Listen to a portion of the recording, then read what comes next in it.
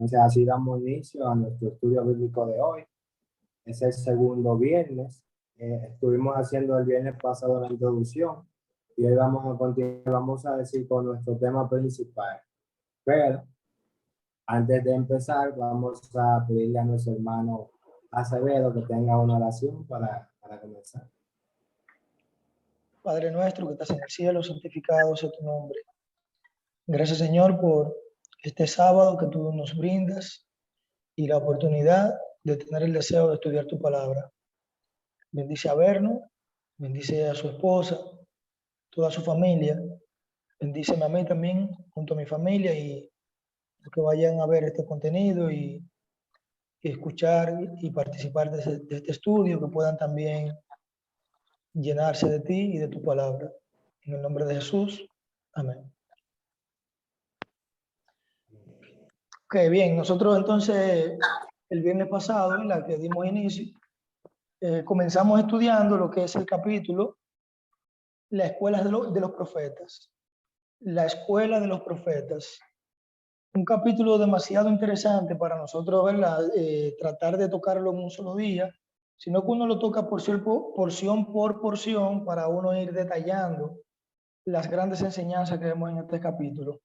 Y quiero leer brevemente una parte de lo que estuvimos detallando. Y el último párrafo donde nos quedamos decía que Dios había ordenado a los hebreos que enseñaran a sus hijos lo que Él requería y que les hicieran saber cómo había obrado con sus padres. Este era uno de los deberes especiales de todo padre de familia y no debía ser delegado a otra persona, que fue parte de lo que nosotros estuvimos detallando, ¿verdad? Que el deber de un padre en cuanto a la educación espiritual de sus hijos no puede pretender ponerlo en manos de otra persona.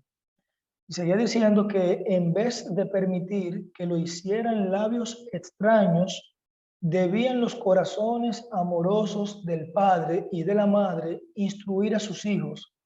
Con todos los acontecimientos de la vida diaria, debían ir asociados pensamientos referentes a Dios.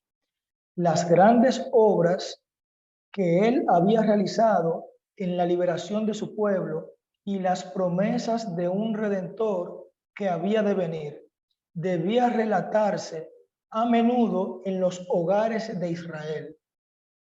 Y el uso de figuras y de símbolos grababa las lecciones de forma indeleble en la memoria. Hasta aquí, ¿verdad? Nosotros habíamos tocado, habíamos detallado un poco el estudio del viernes pasado, que viernes, ¿verdad? Ya sábado, las primeras horas del sábado.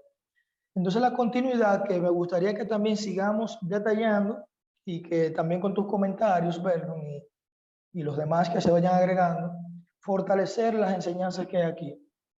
Mira cómo sigue diciendo. Las grandes verdades de la providencia de Dios y la vida futura se inculcaban en la mente de los jóvenes. Voy a leer otra vez ese pedacito. Las grandes verdades de la providencia de Dios y la vida futura.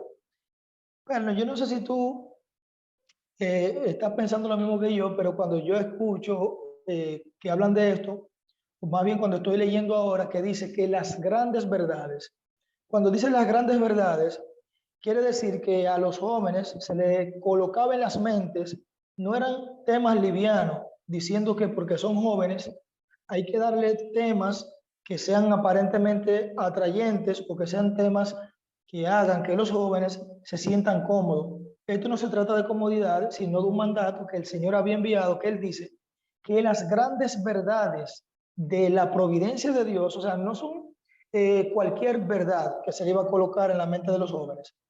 Esto me recuerda a un pasaje del libro Primeros Escritos que dice que son muchas las verdades que contiene la palabra de Dios, pero que es la verdad presente que el rebaño necesita.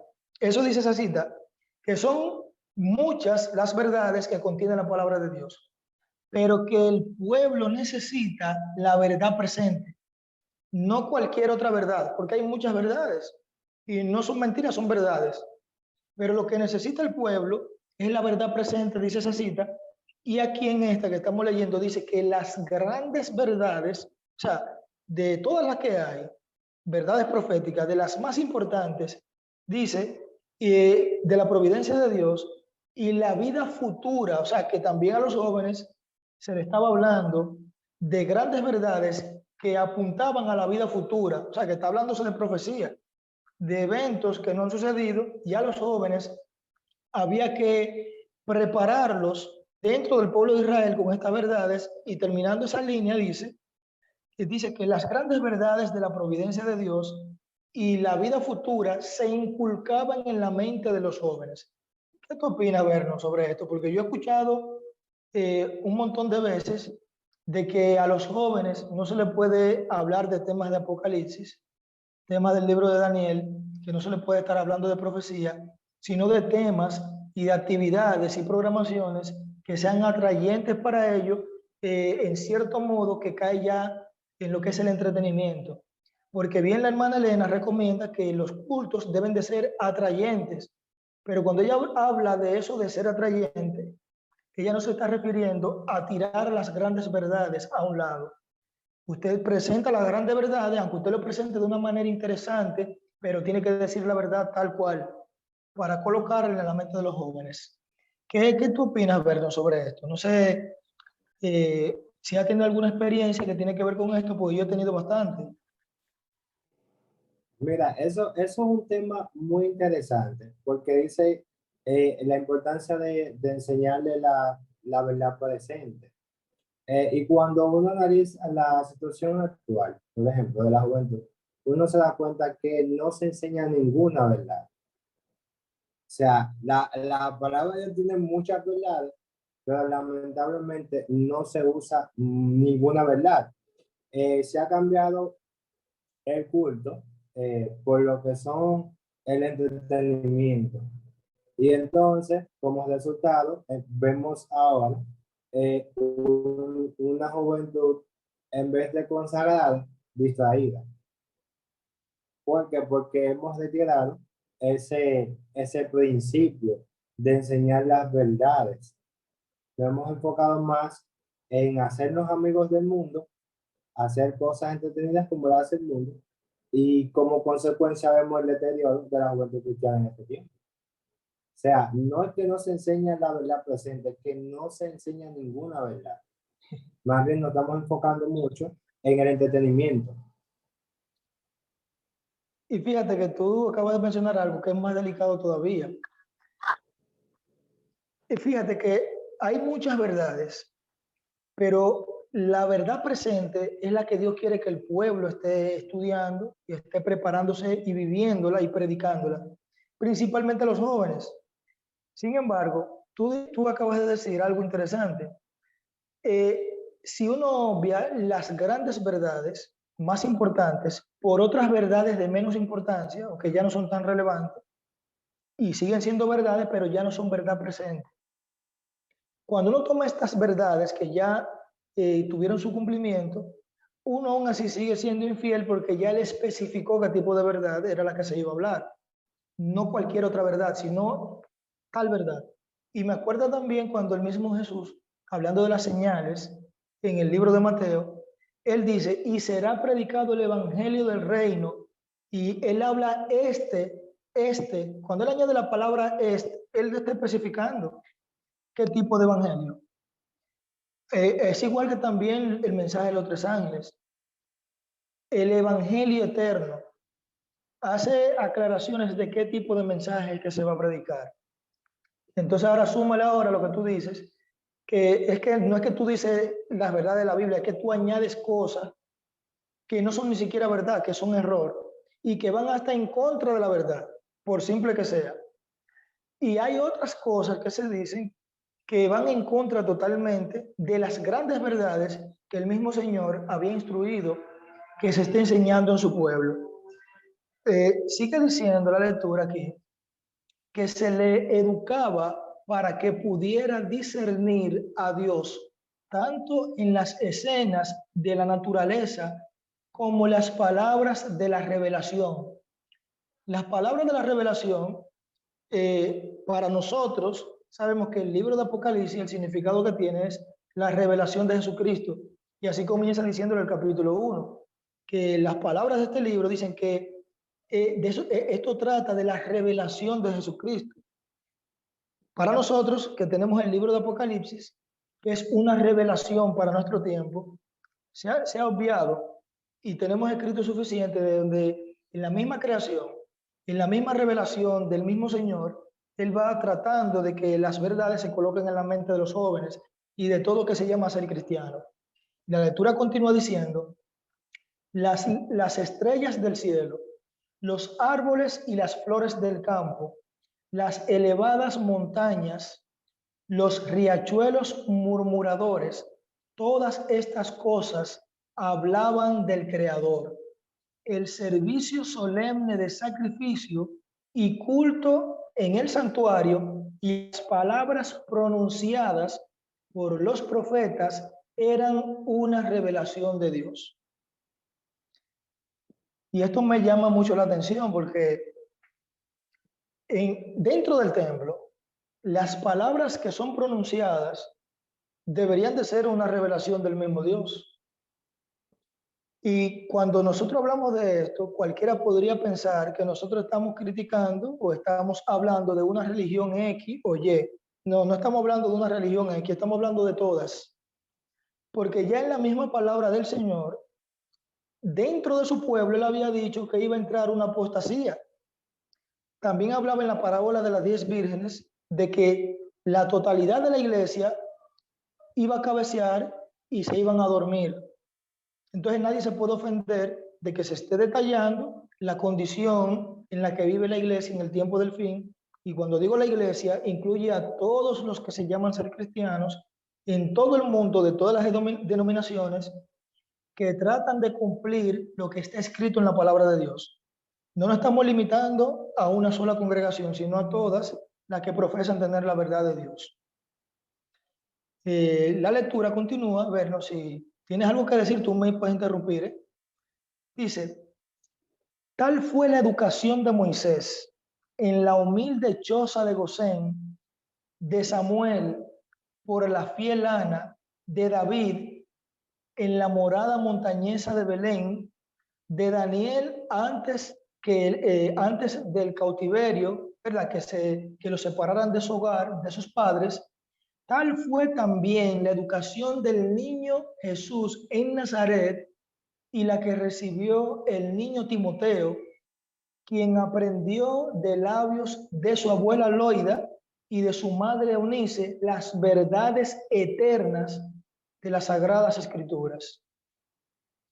Entonces yo creo que con lo que hemos leído hasta ahora, tenemos bien claro de que el tomar a un joven, ¿verdad? Tomar a un niño que ya tenga comprensión, que pueda ir ya asimilando la palabra, las grandes verdades, las verdades eternas, como acabamos de leer, se inculcaba en la mente de ellos.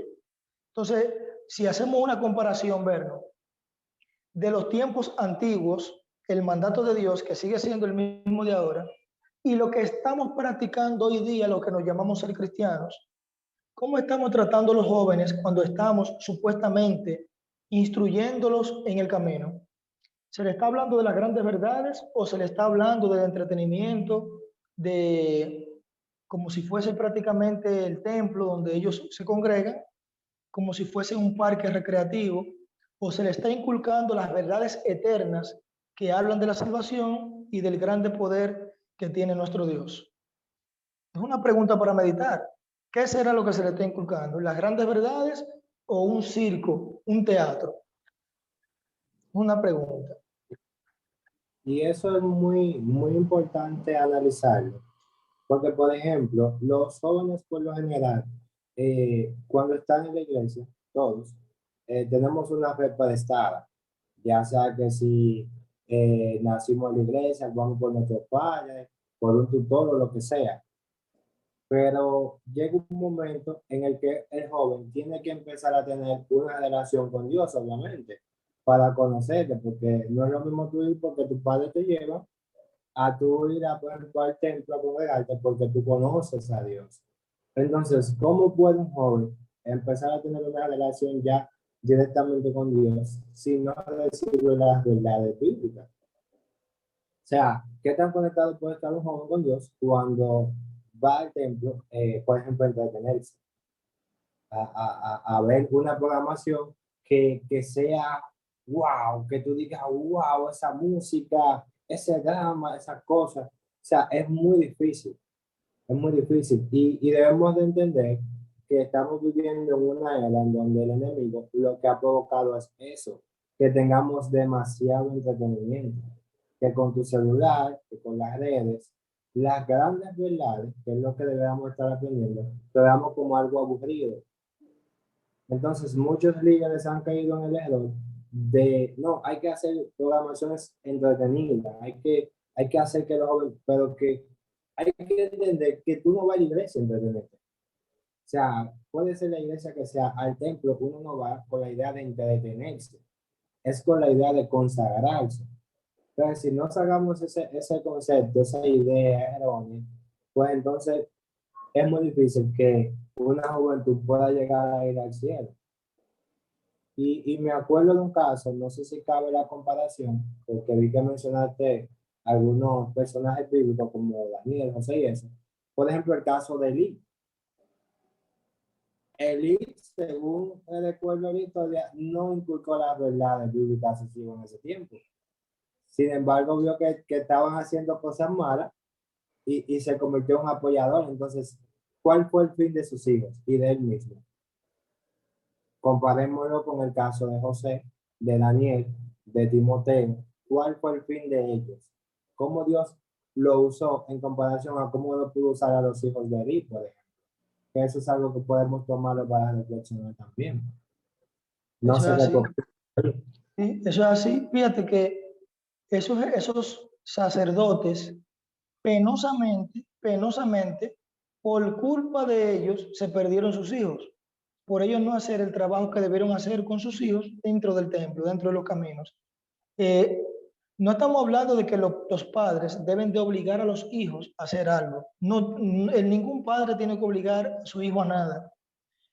De hecho, el mismo Dios no habla de que los padres tienen que obligar a los hijos.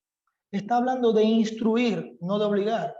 Cuando el padre instruye correctamente y hace exactamente lo que Dios manda en su palabra, el niño va formando el carácter y cuando sea viejo, aunque quiera, ya su conducta no lo va a dejar apartarse y va a cometer errores, pero su personalidad siempre va a quedar cautiva con lo que ya sus padres le enseñaron. Porque el niño no olvida y cuando ya uno llega a ser grande, uno tiene todavía en la memoria grabado esas vivencias. Y el mismo Señor, aprovechando esa inocencia del niño, manda a los padres a que instruyan con las grandes verdades. Y una vez se van dando los acontecimientos, el mismo Espíritu Santo va a hacer un trabajo en combinación con esta enseñanza tremenda. Pero cuando vemos estos sacerdotes, estos líderes religiosos, ¿verdad? Del santuario en aquel tiempo, que tenían hijos que también trabajaban dentro del ministerio y que los padres lo dejaban que ellos crecieran como les pareciese, el hijo se perdía y en consecuencia el padre tenía que pagar también o compartir la misma suerte, desgraciadamente, en la mayoría de los casos. Eso nos da a nosotros una lección para que entendamos que hoy día también, dentro del templo, dependiendo de lo que nosotros le enseñamos a nuestros hijos, ellos van a dar un fruto. Y nosotros seremos o premiados o vamos a ser también, vamos a pagar las consecuencias. Y hay algunos que se dan la tarea de pensar que porque depositan sus hijos a un lugar específico para que se le instruya supuestamente, claro, posiblemente en ese lugar se esté compartiendo la palabra de Dios y se haga bien. No digo que tal vez se esté haciendo mal porque no puedo generalizar. El problema es que el mandato que Dios le mandó no fue que usted pusiera a sus hijos en manos de otro, sino que el mismo Padre sea que colocara las grandes verdades que Él mandó a que usted le enseñase. Eso lo va a ayudar a usted, va a ayudar al hijo y va hacer que usted comprenda también cómo funciona la relación de Dios como Padre de cada uno de nosotros. Sí. Dice el párrafo siguiente, dice lo siguiente: mediante el establecimiento de las escuelas de los profetas, se tomaron medidas adicionales para la educación de la juventud. Oye, mediante el establecimiento de las escuelas de los profetas, y yo quiero hacer un poquito de énfasis en esa palabra, escuela de los profetas, que fue el mismo Dios inspirando, ¿verdad?, a Samuel. Cuando se coloca esta escuela de los profetas, se está tratando de que hayan estudiantes de las profecías dentro del pueblo de Dios. Y vamos a ver qué sigue diciendo. Dice, se tomaron medidas adicionales para la educación de la juventud. Si un joven deseaba escudriñar más profundamente las verdades de la palabra de Dios y buscar sabiduría de lo alto, a fin de llegar a ser maestro en Israel, las puertas de estas escuelas estaban abiertas para él. Mira qué interesante. Yo mismo he sido víctima, ¿verdad? He sido víctima de que en mi juventud yo me entregué a los caminos de Dios a los 17 años y desde temprano comencé a buscar estas verdades. Me interesé por ellas y Dios me ayudó a tener ese interés. Sin embargo, en vez de que sucediera esto que está escrito aquí, conmigo sucedió todo lo contrario. Fíjate que dice que si aparecía un joven que tenía deseo de escudriñar más profundamente las escrituras y tenía el deseo de ser un maestro de estas profecías, de estas verdades, que las puertas de una escuela que se colocó especialmente para eso iban a estar abiertas para que yo estudiara las profecías. En mi caso sucedió todo lo contrario. Prácticamente todas las puertas, no que se me cerraban, casi no había puertas. El mismo Señor tenía que habilitar un espacio fuera del terreno para que yo tratase de estudiar las profecías, porque ni siquiera dentro del ambiente se me estaba brindando, ¿verdad?, la oportunidad de yo escudriñar las profecías, sino todo lo contrario. Era una guerra fuerte para que un joven recién bautizado pudiese comenzar a estudiar las grandes verdades que están escritas en la palabra de Dios. Fíjate el contraste del mandato de Dios y lo que estamos haciendo. Es penoso, pero esto es lo que va sucediendo y tenemos esta evidencia de la escuela de los profetas para que aclaren la importancia que tiene habilitar un espacio en todos los templos, para que la juventud se consagre y estudie profundamente la palabra de Dios. No que se le cierren las puertas, sino que se le habilite todo el espacio y todo el apoyo, también se le pueda brindar, para que se prepare, para que estudie y se afianza en la palabra de Dios. Y lo que sigue diciendo es lo más interesante. Dice que las escuelas de los profetas fueron fundadas por Samuel para servir de barrera contra la corrupción generalizada. Oye, ¿para qué fue que Dios ordenó que la escuela de los profetas se abrieran dentro de los templos?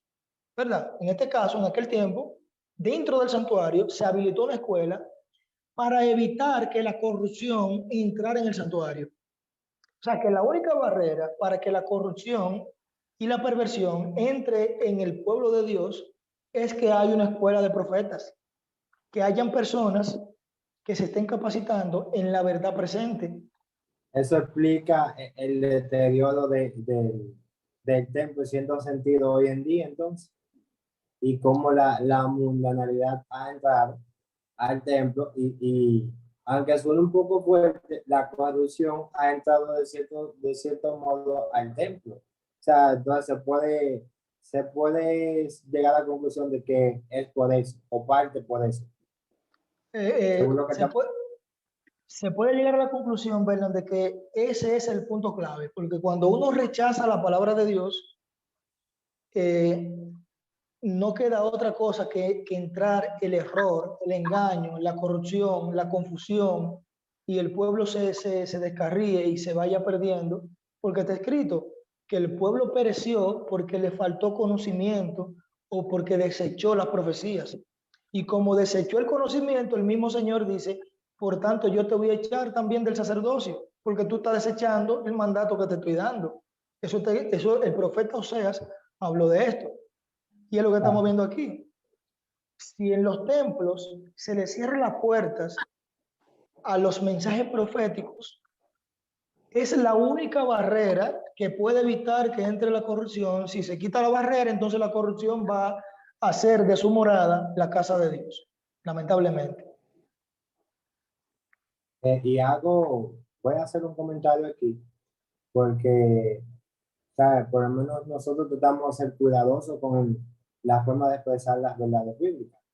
Y sé que este contenido lo van a ver muchos hermanos que quizás no tengan cierto tipo de luz. Lo que hacemos con este contenido es tratar de despertar en el pueblo el interés de hacer las cosas correctas. Esto no es una forma de atacar nuestra iglesia, por ejemplo, de exponer quizás de manera, ¿cómo lo explicar? De manera maliciosa. O sea, la idea del estudio es que a través de lo que dice el Señor, a través del espíritu de profecía, podamos reflexionar sobre el mal que tenemos hoy en día y de cómo quizás pudiéramos subsanar de alguna manera las cosas que no están correctas. O sea, el estudio que estamos haciendo no es para, como dicen, tirar los trapitos al sol, sino para que veamos lo que está mal por lo que está provocando la mundanalidad, el error, la falta de espiritualidad, y entonces corregirlo. Estamos de acuerdo ahí, ¿no? Claro que sí. Esa Fíjate, es bueno, la que, y hay algo que va a seguir sucediendo. Nosotros estamos, ¿verdad? Estamos estudiando lo que sucedió en el pueblo de Israel, ¿verdad? Lo que sucedió con el pueblo de Dios en los tiempos antiguos, y estamos detallando las cosas que sucedieron aquí, y de manera interesante estas cosas puede que apliquen en nuestra vida hoy. De hecho, aplican. Y puede haber que hayan personas que sientan tal vez, como tú dices, que esto es un asunto como que se está hablando de nosotros. No, no, estamos detallando la historia, pero como sucede la misma conducta del pueblo, la historia se va a repetir, porque tenemos un enemigo que no cambia, que él sigue obrando el mal. Tenemos un Dios que no cambia, siempre es un Dios firme, que es verdad, que es amor y que es poderoso. Y entonces nosotros seguimos siendo tercos, igual que el antiguo Israel, y hoy día que tenemos el mismo comportamiento, que no cambiamos, es lógico que la historia se repita. O sea que va a encajar como anillo al dedo, aunque cualquiera, aunque un niño, ¿verdad?, comienza a leer lo que está aquí, cualquiera se va a sentir identificado, pero lo que tenemos que procurar nosotros es de que tú y yo, ¿verdad?, y los que escuchen, tratar de no repetir estos errores. Van a haber algunos que lo van a aceptar y otros no. De hecho, fíjate que nosotros no hemos mencionado ninguna denominación, ni siquiera en la que nosotros, ¿verdad?, pertenecemos. Porque esto no se trata de congregación, se trata de la palabra de Dios. Pero ojalá, y como tú dices, que Exacto. cualquiera que vea este contenido pueda entender de que esto es un asunto global. Estamos compartiendo la palabra de Dios, tanto para creyentes como para no creyentes, para que a la hora de pretender salvar nuestras vidas, miremos el filtro del pasado para que no repitamos esos errores. Y si estamos viviendo parte de ello, entonces que nosotros podamos evitarlo. Y la manera más clara de esto es no rechazar la palabra profética y nosotros mejor más bien estudiarla, escudriñarla, abrirle las puertas para que esto sea una barrera con la ayuda del Espíritu Santo para que el error sea disipado y que entonces la verdad de Dios pueda morar en nuestros corazones. Así es. Sí, va a decir algo, Berno. Sí, quería aportar a tu comentario que no solo necesitamos la verdad presente para evitar y para que sea una barrera, sino porque estamos viviendo también en tiempos muy solemnes, en donde esa verdad presente hay que compartírsela a otras personas. O sea, no solo estamos hablando de que necesitamos la verdad bíblica para protegernos como cristianos, porque eso sería un poquito egoísta verlo así, sino por personas que no conocen, que necesitan que tú y que yo y que los demás le contemos lo que está pasando, porque vivimos en tiempos muy delicados. La gente está muy ansiosa hoy en día. La gente tiene mucha incertidumbre. Entonces, ¿cómo le ayudamos con entretenimiento? Es imposible. Entonces, la verdad no solo la necesitamos para evitar una barrera con el enemigo y todo eso, sino también para hablarle a otros y alertarle de lo que está pasando y que otras personas junto con su familia también puedan salvar su alma. Porque al final ese es el trabajo que tenemos como cristianos. Así es. Y aparte de que sirve como una barrera, sigue diciendo el texto, que también estas escuelas, ¿verdad? Estudiando este tipo de verdades, de las grandes verdades de Dios, dice que también sirve para cuidar el bienestar moral y espiritual de la juventud. Oye, eh, una juventud consagrada no se va a lograr eh, tratando de complacer al joven con lo que él le gusta, con lo que quiere. Porque aquí tenemos lo que es clave para que este joven sea consagrado.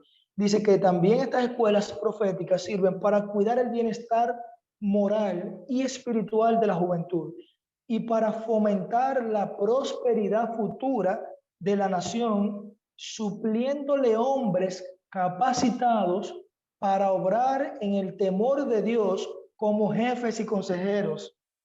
Fíjate que tú hablabas, Berno, ahora mismo de que no podemos ser egoístas. Estas verdades son también para compartirlas con otros. La escuela de los profetas cumplía con esto, porque preparaba y capacitaba jóvenes que en el mañana iban a ser los grandes consejeros, ¿verdad? Y los jefes o los principales o los dirigentes, pero consagrado en el temor de Dios. Que esto se lograba por el estudio de las verdades que estaban ya presentada, ¿verdad? Para la juventud, para el pueblo de Dios.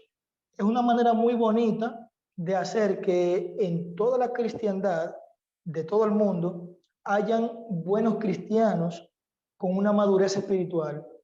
Y eso se logra tratando de que los jóvenes puedan recibir un material sólido espiritual para que entonces en el futuro ellos puedan ser entonces líderes consagrados conforme al temor de Dios.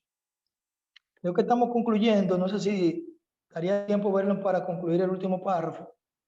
No sé qué tú dices. Oh, sí, sí, vamos a concluir con esta última parte. Ok, dice entonces, con el fin de lograr este objeto, Samuel reunió compañías de jóvenes piadosos, inteligentes y estudiosos. A estos jóvenes se les llamaba hijos de los profetas. Mientras tenían comunión con Dios y estudiaban su palabra y sus obras, se iban agregando sabiduría del cielo a sus dones naturales. Los maestros eran hombres que no solo conocían la verdad divina, sino que habían gozado ellos mismos de la comunión de Dios y habían recibido los dones especiales de su espíritu. Gozaban del respeto y la confianza del pueblo, tanto por su saber como por su piedad. Ese es el último párrafo que prácticamente, ¿verdad?, estaríamos compartiendo el día de hoy. Y hay una parte que a mí me gustó bastante, y es que cuando nosotros comenzamos a escudriñar, comenzamos a estudiar, recibir con gozo la palabra de Dios y la palabra de verdad, y no la rechazamos, dice que del cielo, ¿verdad? Viene luz de lo alto, con sabiduría para nosotros, que perfecciona, ¿verdad? Y que da mucho potencial a nuestros dones naturales. Ahí se ve la parábola, ¿verdad?, de los dones. Cuando usted tiene un talento, usted tiene, ¿verdad?, algo especial y usted lo pone en las manos de Dios. Si usted rechazó la verdad, ese talento que usted tiene no se va a desarrollar correctamente. Ahora, si nosotros abrazamos la verdad, nos preparamos en ella, el mismo Dios se va a encargar de multiplicar esos dones y perfeccionarlo para su obra especial en este tiempo.